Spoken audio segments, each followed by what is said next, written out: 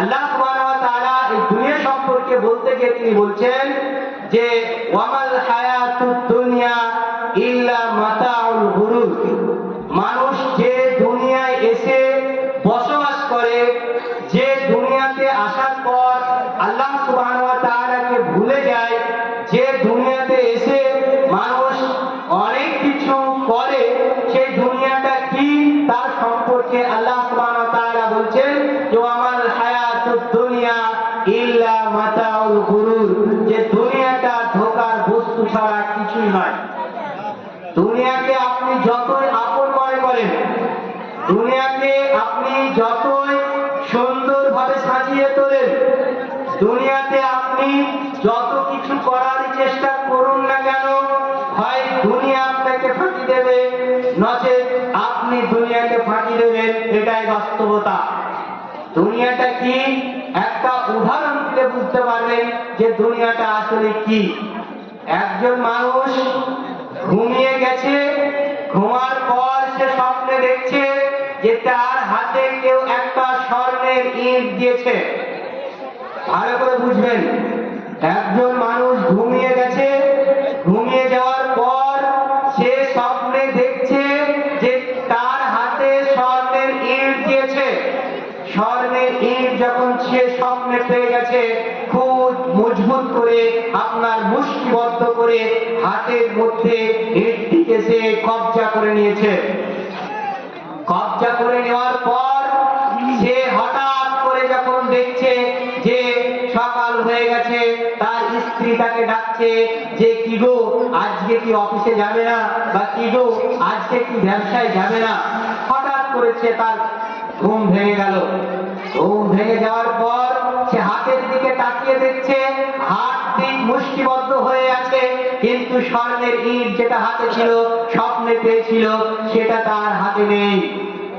আল্লাহ রাব্বুল আলামিন ঠিক এইভাবে বলছেন দুনিয়াটা হচ্ছে ইল্লা মাতাউল গুরুর, এটা ধোঁকার বস্তু ছাড়া কিছু নয়। দুনিয়াটা ধোঁকা ছাড়া অন্য কিছুই নয়।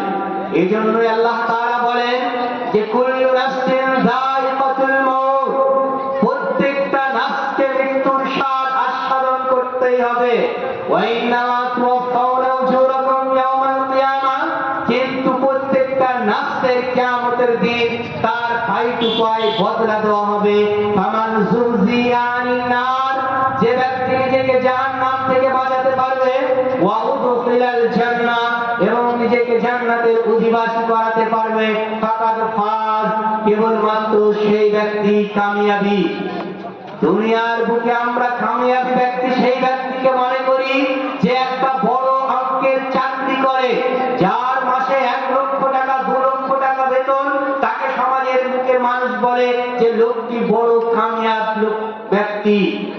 আমরা বলি যে ডাক্তারটি অনেক টাকা ইনকাম করে, তার জন্য আমরা বলি যে ডাক্তারটা সাকসেস হয়ে গেছে, এ অনেক ইনকাম করছে। কিন্তু আল্লাহ সুবহানাহু ওয়া তাআলা এই মাস্টারের 1 পয়সা মূল্য দেননি, এই ডাক্তারের 1 পয়সা মূল্য দেননি। আল্লাহ সুবহানাহু ওয়া তাআলা বলছেন সেই তো প্রকৃত কামিয়াব ব্যক্তি, সেই তো প্রকৃত বুদ্ধিমান ব্যক্তি। ফামান যুযিয়া আনিন নার, যে ব্যক্তি নিজেকে জাহান্নাম থেকে বাঁচাতে পারলো, ওয়া উদখিলাল জান্নাহ, এবং নিজেকে জান্নাতের অধিবাসী করাতে পারলো, ফাকাদ ফাজ, সেই কেবল কামিয়াব ব্যক্তি। আমরা দুনিয়াতে এসেছি মনে করি যে দুনিয়াতে খাবো, পরবো, দুনিয়াতে বিল্ডিং করব, দুনিয়াতে অনেক কিছু করব, এটাই আমাদের যথেষ্ট। কিন্তু নয়। আল্লাহ রাব্বুল আলামিন বলছেন, আল্লাহ রাব্বুল আলামিন কোরআন কারীমের মধ্যে বলছেন যে ইন্নামাল হায়াতুদ দুনিয়া, নিশ্চয় এই দুনিয়াবি জিন্দেগিটা হচ্ছে লাইবু ওয়া লাহবুন, খেল তামাশা ব্যতীত অন্য কিছু নয়। আল্লাহ রাব্বুল আলামিন বলছেন ওয়ামাল হায়াতুদ দুনিয়া ইল্লা লাইবু ওয়া লাহবুন। হে মানব সম্প্রদায়, শুনে রাখো, তোমরা যে দুনিয়াতে বসবাস করছো, যে দুনিয়ার মালমত্তা তোমাদেরকে আখিরাতকে ভুলে দিয়েছে, শুনে রাখো সেই দুনিয়া সম্পর্কে আমি বলছি ইল্লা লাইবু ওয়া লাহবুন, এটা খেল তামাশা ব্যতীত কিছু নয়। যে দুনিয়ায় এসে তুমি এত স্বপ্ন দেখছো যে গাড়ি করব, বাড়ি করব, বিল্ডিং করব, ব্যাংক ব্যালেন্স করব, সেই দুনিয়াটা খেল তামাশা ব্যতীত কিছু নয়।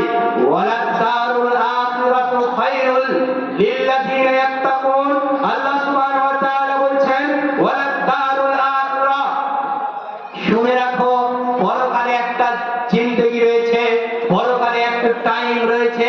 দারুল আখিরাতু খায়রুন, সেটা হচ্ছে বেদার, সেটা হচ্ছে ভালো। লিল্লাযিনা ইয়াত্তাকুন, যারা মুত্তাকিন, যারা পরহেজগার, তাদের জন্য হচ্ছে পরকালের বাসস্থানটাই সর্বোত্তম।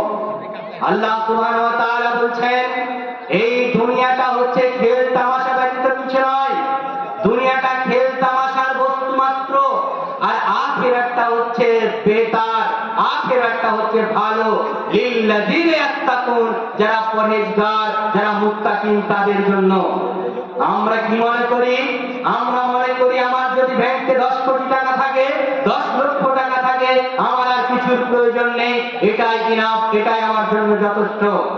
কিন্তু আমরা একবারও ভাবি না যে এই ব্যাংক ব্যালেন্স, এই টাকা পয়সা, এই অর্থ সম্পদ, এই ধন দৌলত আমাদের একটাও কাজে আসবে না।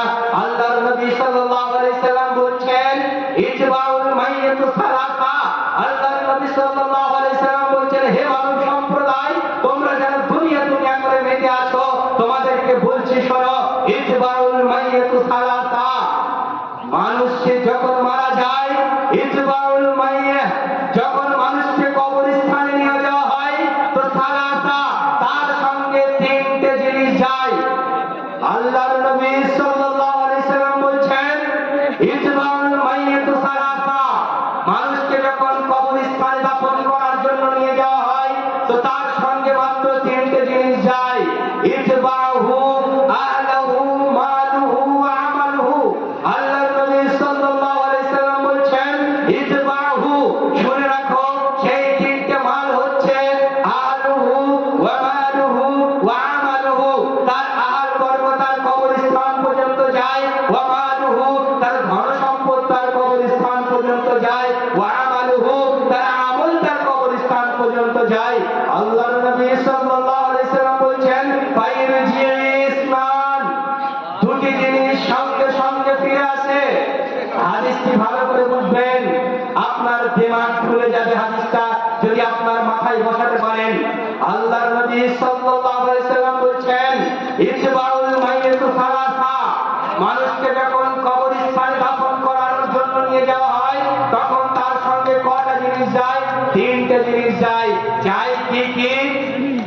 তার 3টে জিনিস যায় আহলাহু ওয়া মালুহু ওয়া আমালুহু, আহার বর্গ যায়, তার সঙ্গে ধন সম্পদ কিছু যায়, ওয়া মালুহু, ধন সম্পদ যায়, ওয়া আমালুহু, তার সঙ্গে আমল যায়। আল্লাহর নবী বলছেন ফাইরজিসনানে, দুটি জিনিস সঙ্গে সঙ্গে ফিরে আসে। দুটি জিনিস তার কবরে থাকে না, ফিরে আসে।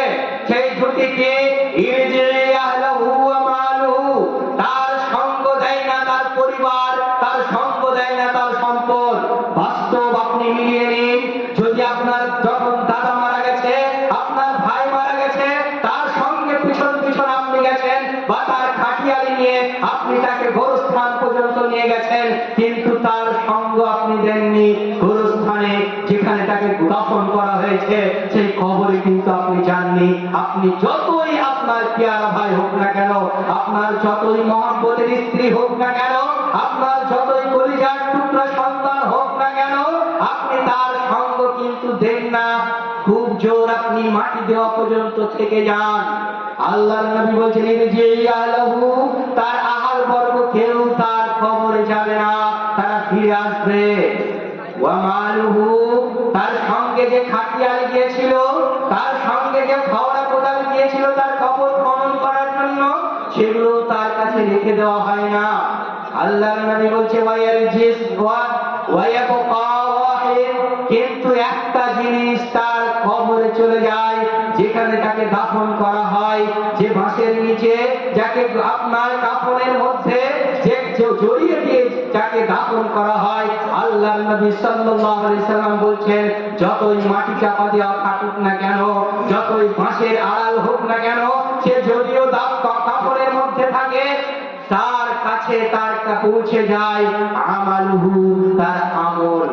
কিন্তু দুঃখের বিষয় মানুষ আমরা যেটা নিয়ে মেতে আছি সেটা হচ্ছে অর্থ সম্পদ, মানে কে কত অর্থ ইনকাম করতে পারবো এটা নিয়ে মেতে আছি। আমরা মেতে আছি আমার সন্তানাদিদেরকে নিয়ে, স্ত্রী বাল বাচ্চাকে নিয়ে আমরা মেতে আছি। কিন্তু আল্লাহর নবী বললেন যে মানুষ মারা গেলে এইগুলো কোনো কিছু কাজে আসবে না, একটা জিনিস কাজে আসবে, সেটা হচ্ছে ওয়ায়াবকা আমালুহু, সেটা হচ্ছে আমার আপনার জিন্দেগির আমল। বলুন আমি আপনি কি করছি, আমি আপনি জীবনে কতটুকু আমল করছি? 24টা ঘন্টা আপনি একটু বিবেচনা করুন, 24টা ঘন্টার একটু আপনি সমীক্ষা করুন যে 24টা ঘন্টার মধ্যে আপনি কতটুকু ইবাদত করেছেন আর কতটুকু আপনি শয়তানের রাস্তায় চলেছেন। যে দুনিয়া নিয়ে আমরা এত কিছু করছি, আল্লাহ সুবহানাহু ওয়া তাআলা সেই দুনিয়ার জন্য বলছেন, আল্লাহ তাআলা বলছেন বাল তুসিরুনাল হায়াতাদ দুনিয়া, তোমরা যে দুনিয়া নিয়ে মেতে আছো সেই দুনিয়াটা আখিরাতের তুলনায় কিছুই নয়, সেটা সামান্য একটা জিন্দেগি। ওয়ালাল আখিরাতু খায়রুম ওয়া আবকা, আর পরকালের জীবন সেটা হচ্ছে উত্তম জীবন এবং সেটা হচ্ছে চিরস্থায়ী জীবন। কিন্তু আমি আপনি কোন জীবন নিয়ে মেতে আছি, আমি আপনি কোন জীবন নিয়ে ব্যস্ত আছি একটু একবার ভেবে দেখুন না। আমি আপনি যত কোটি টাকার মালিক হই না কেন, আমি আপনি যত টাকায় বিল্ডিং করি না কেন, আজরাইল যেদিন আসবে আপনার আমার অবকাশ থাকবে না যে সেই টাকা নিয়ে দুনিয়ার বুকে বেঁচে থাকবো। আমার আপনার সুযোগ হবে না যে আমি সেই বিল্ডিং এর মধ্যেই থেকে যাব। আপনি যখন মারা যাবেন সঙ্গে সঙ্গে আপনার পরনে যে কাপড় থাকবে সেই কাপড় আপনাকে রাখা হবে না। আপনার কোটি টাকা দামের যদি ফ্ল্যাট কিনে থাকেন সে ফ্ল্যাটের মধ্যেও আপনাকে পাওয়া হবে না, খুব জোর আপনি 5 থেকে 7 ঘন্টা সেখানে থাকবেন। তো আমি আপনাদেরকে বলতে চাই যেটা সেটা এই যে দুনিয়ার জীবনটা আমাদের আসল নয়, দুনিয়ার জীবনটা আমাদের ক্ষণস্থায়ী জীবন, অস্থায়িত্ব জীবন। এই জীবনে আজ এখন আছি, একটু পরে নাও থাকতে পারি। আমি পরিশেষে আপনাদেরকে সামান্য একটা হাদিসের টুকরা বলে আমি আমার বক্তব্য শেষ করব।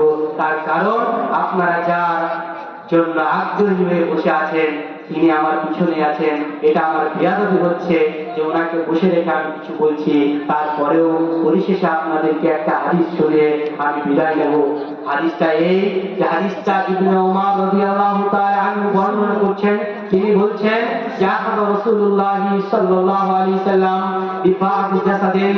ইবনে ওমর রাদিয়াল্লাহু তাআলা আনহু বলছেন যে নবী করিম সাল্লাল্লাহু আলাইহি সাল্লাম একবার আমার শরীরে স্পর্শ করলেন, বিবাদ জাসাদিন আমার শরীর ধরলেন এবং বললেন ইয়া ইবনে ওমর কুন ফিদ দুনিয়া কান্নাকা গরীব।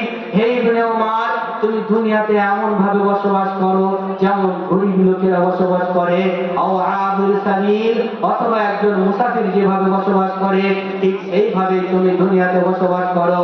ওয়াউদ নাফসাকা মিন আহলিল কুবুর, আর তুমি তোমাকে সর্বদাই কবরের অধিবাসী মনে করো।